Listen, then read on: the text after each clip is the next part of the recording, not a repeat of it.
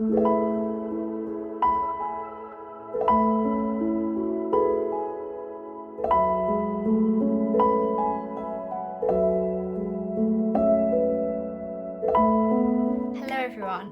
back to my channel. Today's video is going to be a wrap up of all of the books that I read in the month of October.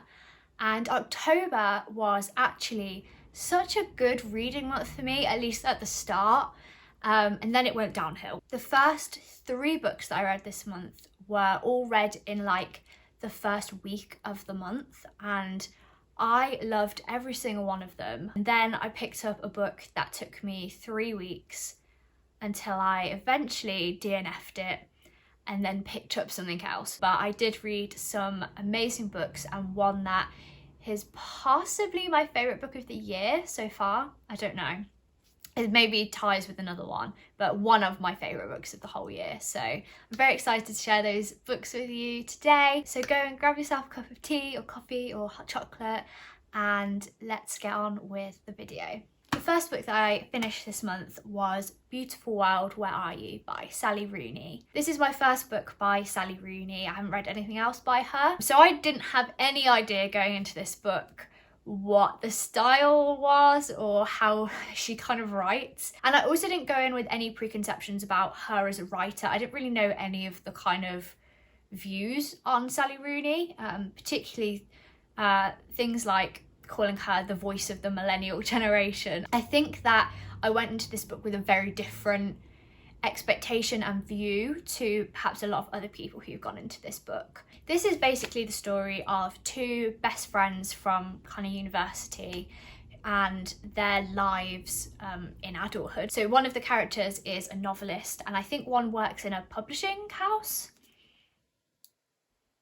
She works in some kind of publishing thing. So Alice, who is the novelist, meets a guy called Felix on a date, and they kind of have a weird relationship at the start, but eventually she invites him to go off to Rome with her on a kind of writing trip.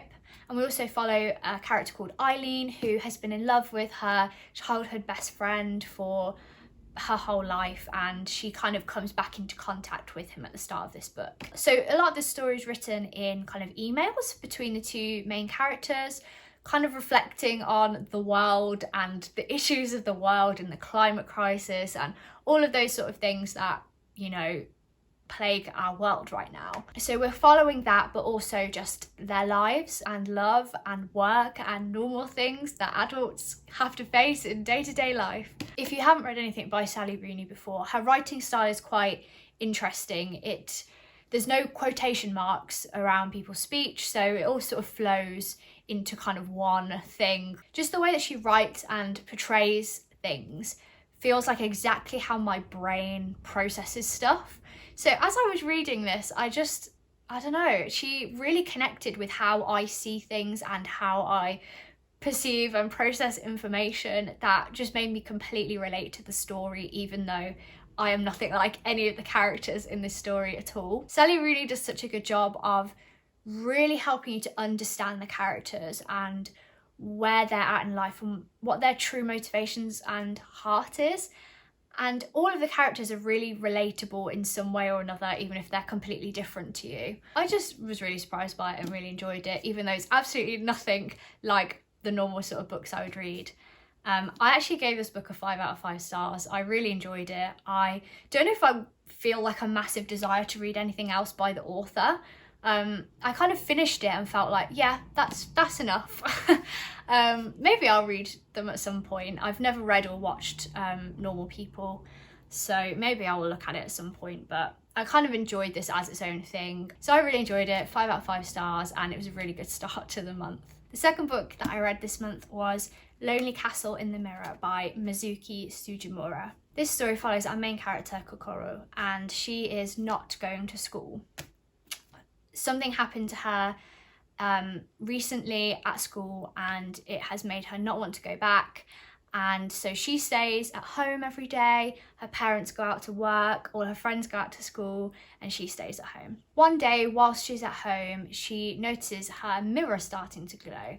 And out of interest of what's going on, she reaches out to touch the mirror and is transported to our castle. Here she meets a little girl with a wolf mask on who calls herself the Wolf Queen, and also 6 other children, I believe, are also transported to this castle. Once they are all there, the Wolf Queen sets down all these ground rules, one of them being that they can't be inside the castle outside of its opening hours, which I think are like 9 to 5 Japanese time. And if they are found in the castle outside of those times, then they'll be eaten by a wolf. And also if one person breaks the rules, then everyone gets punished. They're also told that whilst they're there, they are very welcome to go and search for a special key. And this key opens the door to the wishing room where they can make whatever wish they want to. And so the story is kind of following Kokoro and learning about her past and what's brought her to not want to go to school anymore. At its heart, the story is about overcoming the things that have hurt you and broken you, and embracing human connection and friendship and letting people in.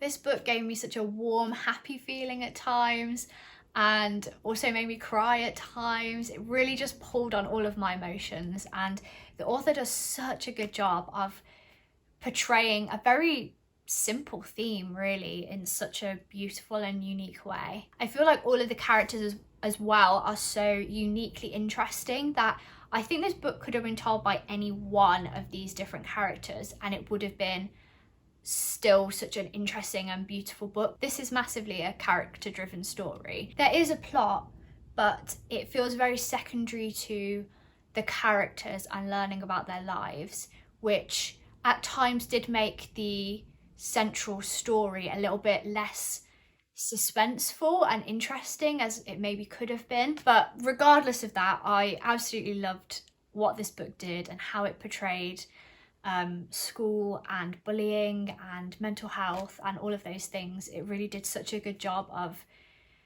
telling these people's stories. I would absolutely recommend this book. Really lovely. I gave it 4 out of 5 stars. The third book that I read this month was the one that I think was definitely my favourite of the month and perhaps one of my favourites of the whole year, and that is Piranesi, I don't know how you pronounce it. We'll go Piranesi by Susanna Clarke. It's only quite a short book, it's about 250 pages, but I read it completely in one sitting pretty much. I think I stopped to eat lunch. I absolutely love this book. It is so interesting. It's such a puzzle. I was just blown away by the story. It was like nothing I've ever read before. This book follows a man called Piranesi, and he lives in a house. This house is a whole world to him. It has the ocean in it, so he kind of, a lot of the story is him mapping like the tides. It has different levels. It has wildlife that he can go and catch for food. It has weather. It has all these massive chambers and that just seem to sort of stretch on, and each room is kind of filled with these Greek-like statues of people and creatures. The setting is just bizarre, and we are thrown straight into this setting with Piranesi, who believes he's lived here his whole life. And the only people in this house are him and another character who he refers to as the other. And the other is only there like some days of the week, and then he disappears on the other days.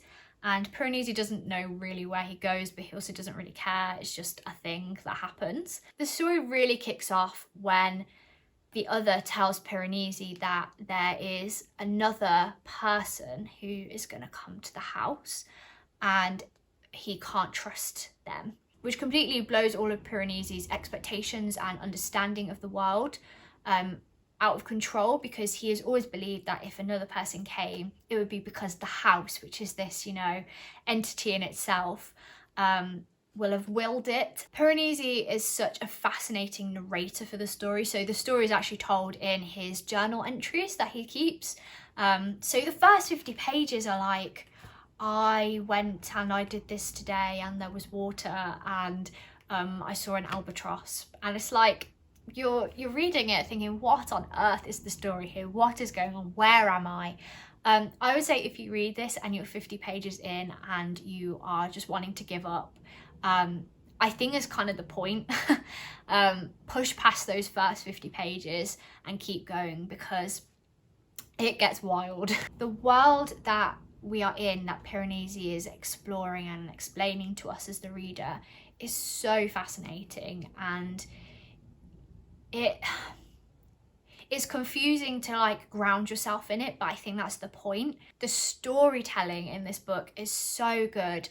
Susanna Clarke just paces the story in such a good way. Like, I was on the edge of my seat the whole time. Information is kind of dripped in at a really good pace. The ending was so satisfying. I think overall it just created a really impactful read. One of the things I really loved about this book as well is that there is this massive, really strange world, and she condenses the whole thing into 250 pages, which is obviously so different to her book Jonathan Strange and Mr. Norrell, which is like, I don't know how many pages, but it's a massive book. So I'm very interested to read that one to see the contrast of how she crafts a really big, long story compared to a very short one. I saw a review that said this book was like C.S. Lewis's first book in the Chronicles of Narnia, The Magician's Nephew, and I can kind of see a little bit of a comparison. The story does actually start with a quote from The Magician's Nephew, which I guess is where the comparison came from, which is, "I am the great scholar, the magician, the adept, who is doing the experiment. Of course I need subjects to do it on." And yeah, that's all I'll say. 5 out of 5 stars, absolutely loved it, would really recommend. The next book that I picked up, I'd actually already kind of started a month before and then put down, and I picked it back up because I really wanted to finish it, and that was The City We Became by N.K. Jemisin. I read this book for about 3 weeks of October, and I think I got about 250 to 300 pages in. Like, I was a good chunk through. I only really needed about 150 more pages to finish it. I just couldn't. I was so bored of the story, and it really pains me to say that because I know so many people really love this book. I just was forcing myself to get through the story. I didn't find it interesting, and I think part of that was because I don't know anything about New York. This story is about each of the states in New York becomes a person who is there to defend New York. So Manhattan becomes a guy called Manny. And I think part of what I couldn't get into with this book is that I've never been to New York. I don't know all of the nuances of New York that I think this author was trying to point out. I actually felt very lost and very unable to connect with it because of that.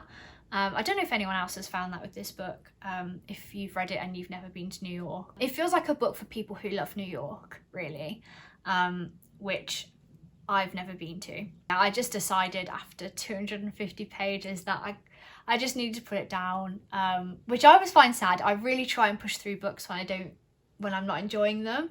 And I really struggle to make the decision to stop. Partly I just feel like I'm wasting my time, like I've spent that many hours in the story and then I just give up. I hate the idea of wasting my time. It just wasn't for me. That's okay. So I then wanted a light-hearted fantasy, so I picked up The Ocean at the End of the Lane by Neil Gaiman. I really have wanted to read a Neil Gaiman book for so long, and I finally decided that I would pick one up. The Ocean at the End of the Lane follows a middle-aged man who is returning to his hometown for a funeral. Whilst he is in his hometown, he comes across a house that was very important to his childhood, and the family that lived there, called the Hempstocks.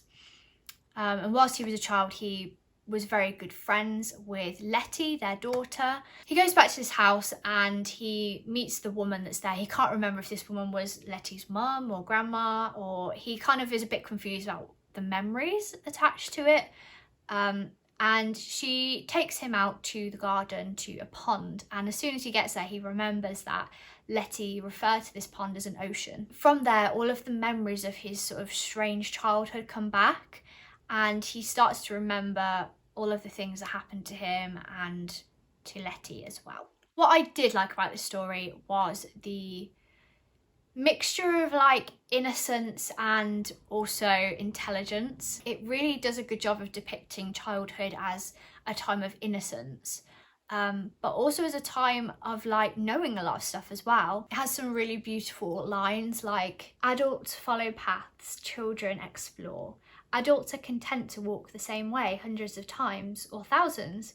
Perhaps it never occurs to adults to step off the paths, to creep beneath rhododendrons, to find the spaces between fences.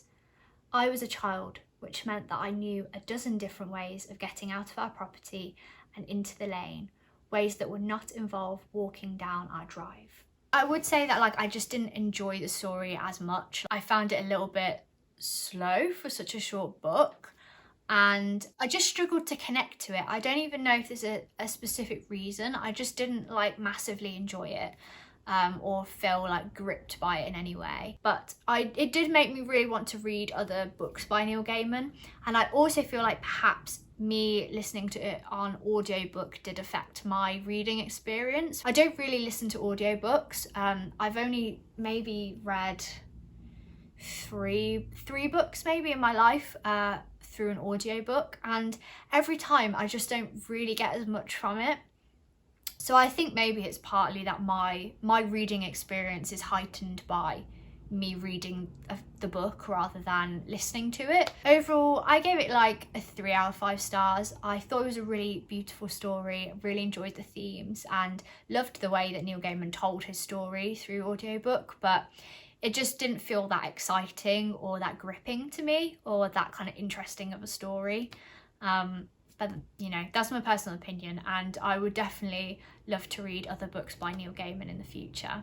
So thank you so much for joining me in my October reading wrap up. I hope you enjoyed watching, and please let me know if you've read any amazing books in the month of October. Let me know what they were, and also if you read any of the books mentioned on this list, I'd love to know your thoughts as well. So thank you for watching. I hope you have a wonderful day, and I'll see you very soon in the next video.